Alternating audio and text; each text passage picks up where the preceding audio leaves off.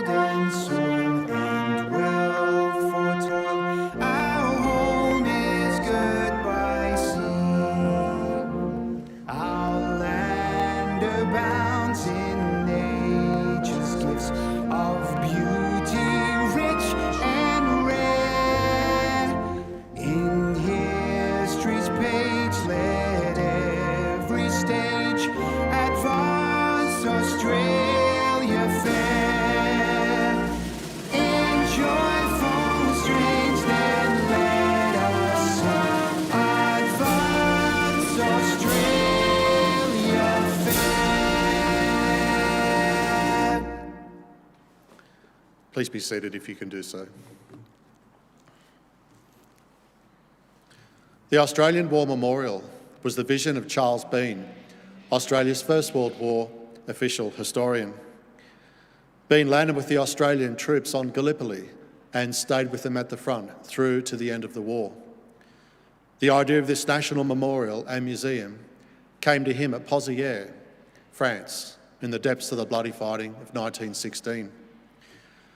Bean's idea was that this would be a place where families and friends could mourn their loved ones buried in faraway places.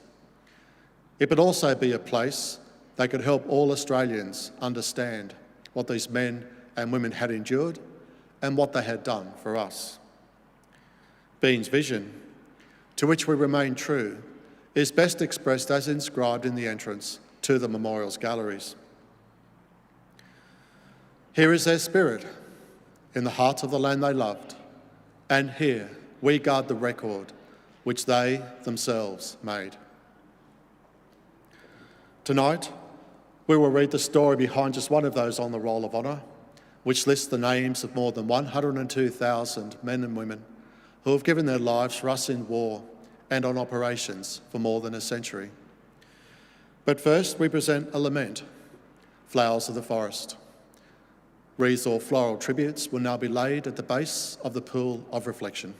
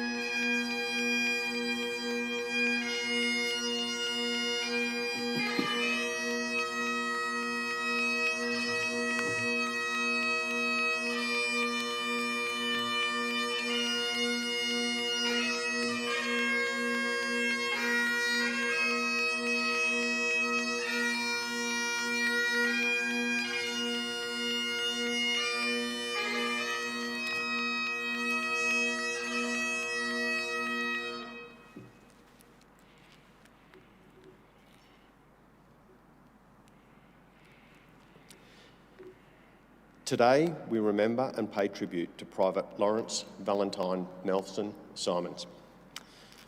Lawrence Symons was born on the 8th of February 1921 in Bingara, New South Wales, the son of William and Maria Symons. He grew up in Bingara, a small town in the New England region of New South Wales, alongside his siblings Joseph, Robert, William, George, Victor, Bruce, Ted and Nell. After his schooling, Symons worked at trapping and selling rabbits. After being introduced to Australia by the First Fleet, the rabbit population exploded. They spread faster than has ever been recorded by any mammal anywhere in the world. Although a notorious pest, they proved useful to many people in the Depression era of the 1930s, for whom trapping rabbits provided food and extra income. Symons' mother died in January 1941. The following year, on the 30th of June 1942, he enlisted in the 2nd Australian Imperial Force in Brisbane. Private Symons soon joined a training battalion, and in May 1943 he was taken on strength of the 2nd 31st Battalion, which had been withdrawn to Australia after extensive fighting on the Kokoda Trail. By the end of the battalion's involvement in the campaign, only 55 men were fit for duty. In Australia, the battalion trained and reorganised before returning to New Guinea in July 1943. Symons and his battalion arrived in Port Moresby on the 26th of July in preparation for the advance on the Japanese base at Lae. The men flew into Nadzab on the 12th of September and after a hurried advance joined the fighting east of Lae. The 9th Australian Division had landed east of Lae earlier in the month and established its beachhead before the first transports carrying the 7th Division, including Symons' 2nd 31st Battalion, began to arrive. As the landward advance began, the two divisions made rapid progress and the operation developed in a race for Lae. They both reached Lae on the 16th of September. Around 1,500 Japanese were killed in the operation and a further 2,000 taken prisoner. The 7th Division suffered 59 fatal casualties in an aircraft accident and 38 in the fighting. Among the dead was Lawrence Symons, killed in action on the 15th of September 1943 at Edwards Plantation. He was just 22 years old. Today, his remains lie in Lae War Cemetery, alongside over 2,800 Commonwealth burials of the Second World War. His name is listed on the Roll of Honour on my left, among almost 40,000 Australians who died while serving in the Second World War. His photograph is displayed today beside the pool of reflection. This is but one of many of the stories of service and sacrifice told here at the Australian War Memorial. We now remember Private Lawrence Valentine Nelson Symons, who gave his life for us, for our freedoms, and in the hope of a better world.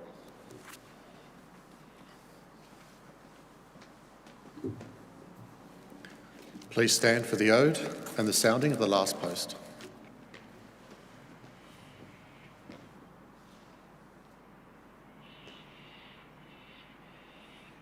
They shall not grow old as we that are left grow old. Age shall not weary them, nor the years condemn. At the going down of the sun and in the morning, we will remember them.